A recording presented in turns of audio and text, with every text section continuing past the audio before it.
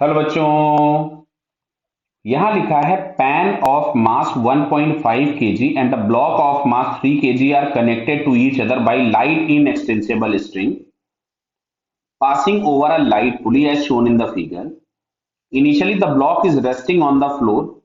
A ball of mass 0.5 kg collides with the pan with speed v naught is equals to 20 meter per second. Consider the instant of collision at t is equals to 0. Assume collision is perfectly inelastic. Now give the answer of following question based on the above information.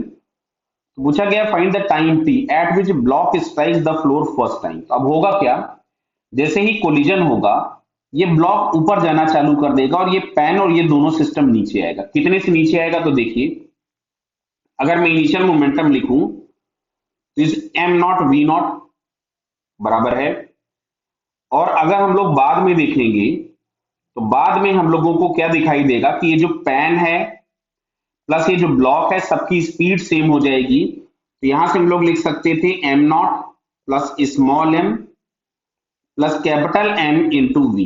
Clear है? तो ये am not हम लोगों के पास था 0.5 kg into 20, और right hand side में total हम लोगों के पास हो जाएगा 5v। तो जो वेलोसिटी हम लोगों के पास आ रही है दैट इज 2 मीटर पर सेकेंड। कितनी आ रही है? 2 मीटर पर सेकेंड। यानी जो सिस्टम है, मतलब ये जो ब्लॉक है ये 2 मीटर पर सेकेंड से ऊपर जाने लग जाएगा, और ये जो पैन और ये सिस्टम है 2 मीटर पर सेकेंड से नीचे आएगा जस्ट आफ्टर कोलिजन। लेकिन आप सुनना इधर, अगर हम ब्लॉक के लिए लिखेंगे तो ब्लॉक के लिए इक्वेशन लिखोगे mg minus T is equals to ma, और पैन प्लस पार्टिकल के लिए इक्वेशन लिखोगे तो t minus M naught plus M into G is equals to M naught plus M into A. अगर हम इन दोनों इक्वेशंस को ऐड कर दें तो t से t गायब हो गया। तो यहां से हम लोगों के पास मिल रहा है कैपिटल mg बोले तो 30 माइनस ये आ जाएगा आपके पास 20 इज इक्वल्स टू 5 इंटू ए। तो 20 ये आ गया, ए इज इक्वल्स टू आ गया 2 मीटर पर सेकेंड स्क्वायर। लेकिन ये जो डायरेक्शन ऑफ एक्सेलरेशन होगा वो नीचे की तरफ में होगा ए। क्लियर?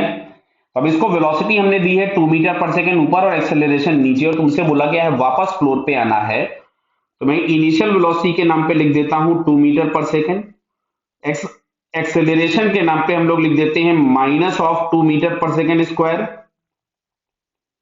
ग्राउंड पे वापस आना है तो डिस्प्लेसमेंट 0 होना चाहिए। तो s is equal to u t plus half a t square. तो जहां पे s इज इक्वल टू 0 हो जाना है तो 2t minus 2 into T square.